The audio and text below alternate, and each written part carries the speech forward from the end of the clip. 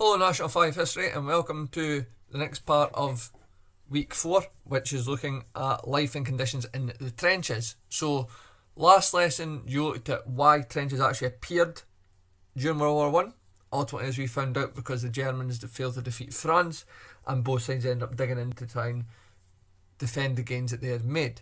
So, ultimately, that was last lesson in terms of why trenches came about, and you got a wee bit on the design of trenches, how they actually looked. Now, our aim today is to look at life and conditions in the trenches. Now, your aim by the end of today is to be able to describe what it is like to be a Scottish soldier fighting on the Western Front in the trenches.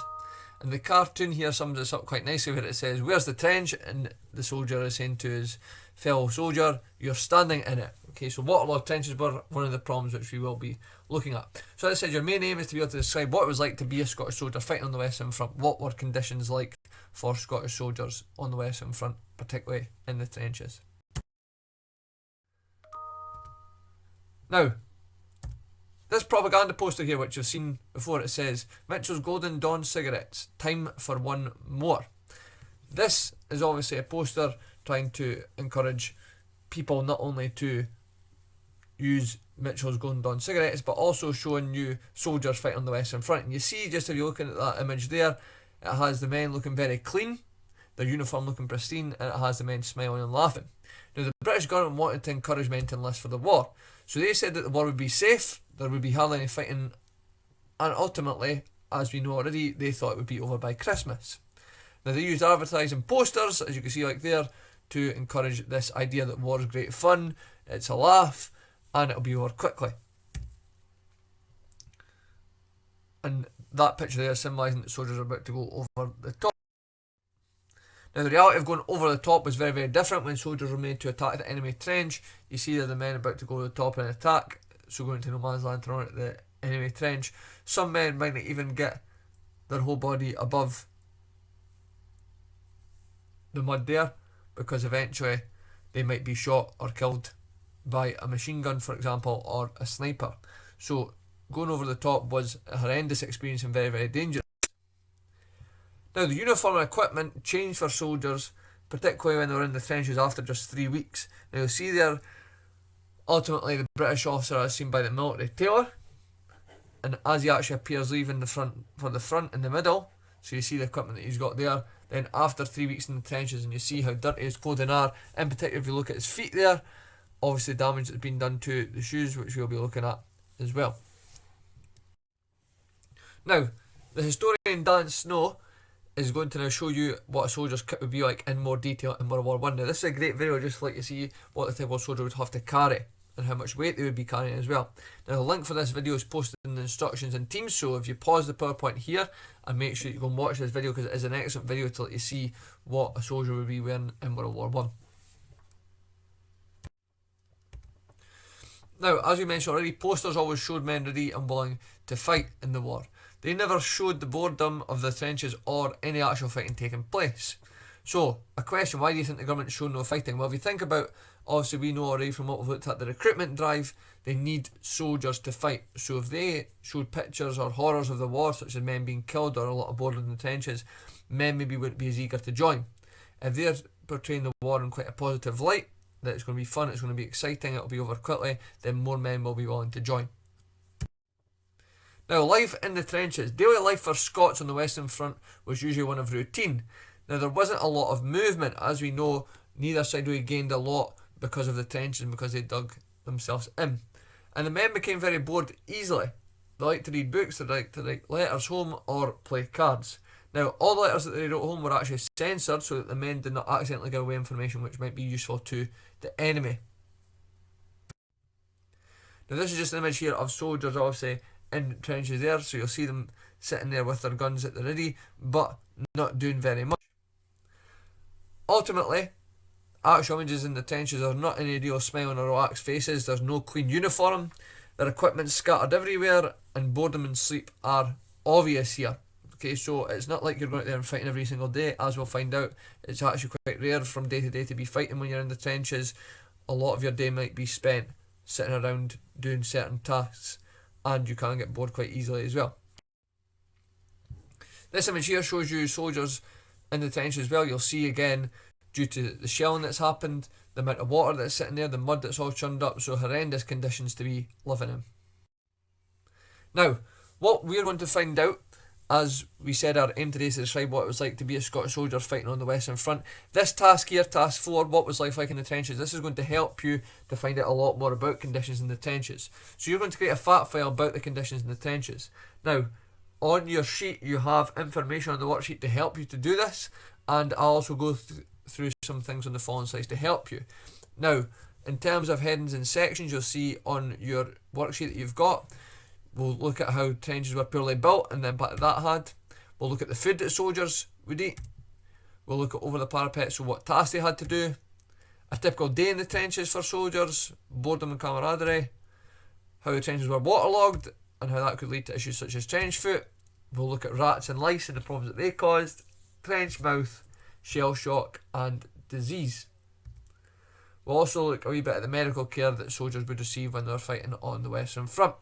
So as I said, if you want to pause the PowerPoint at this point, use your worksheet to fill out as much as you can about those points there, and then come back to this video and we'll go over some of the points that you could have had.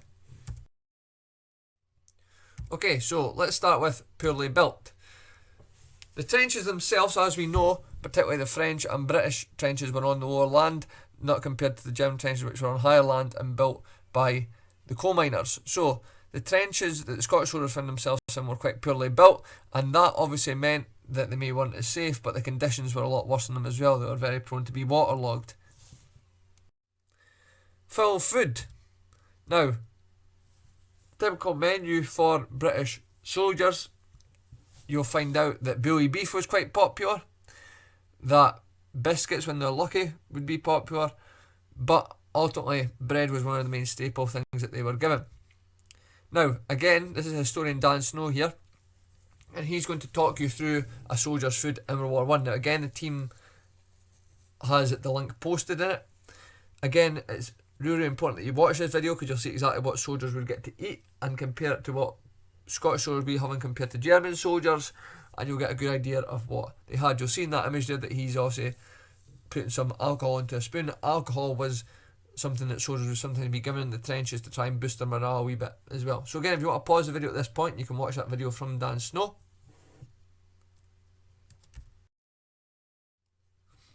Over the parapet, so tasks to do. So the sort of tasks that soldiers would be doing in the trenches, you actually see from the image in the background there, there's a soldier with a spade moving some mud. Okay, so repairing the trenches was a common task that they had to do. Keeping watch for the enemy come in was a task that they had to do. Collecting any dead bodies or injured soldiers from no man's land, more likely dead bodies when fighting wasn't going on. You see there again the horrendous conditions that they're in when the mud is knee deep in places. Ultimately, that was one of the tasks they had to do. Repairing things like barbed wire, cleaning up their equipment, various tasks that they had to do during the day to keep themselves. Now, a typical day in the trenches, you'll see that this picture here shows you really well what your typical day might be like. So, from midnight till 4 AM would be wake up and stand to. So, that obviously varied in terms of your role, but sometimes you could be made to stay awake during that time to keep watch for the enemy attack, and that would be done in shifts, so some soldiers could get asleep as well.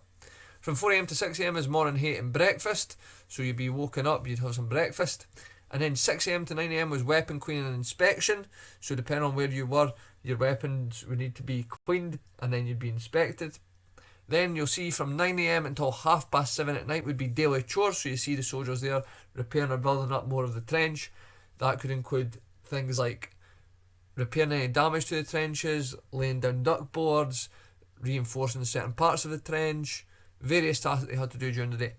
Then 7:30 till 9 o'clock was stand to, so they need to be prepared to potentially fight at that time.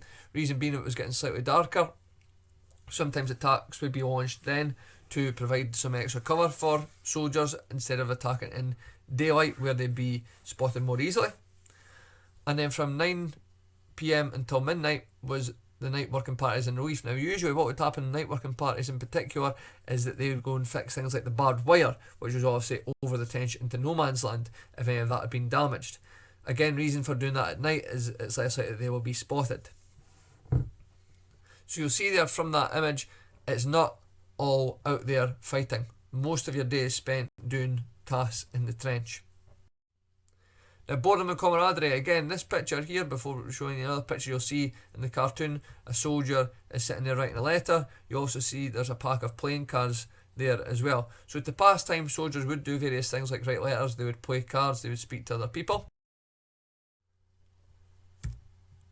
Waterlogged conditions were obviously horrendous for the soldiers as well. Again, the cartoon there shows you some of the waterlogged conditions that soldiers are in. But trenches could be horrendous, particularly again for the British and French soldiers with being on the lower land, but also German soldiers. If their trench had been heavily shelled and then there's heavy rainfall, it could lead to waterlogged trenches. So again, you could be walking through water which is knee deep, if not deeper, in places. Waterlogged trenches, this meant that ultimately men didn't always have the chance to get their feet dry, and this would lead to a condition called trench foot. Now, trench foot was when your feet were also very, very wet for a long time.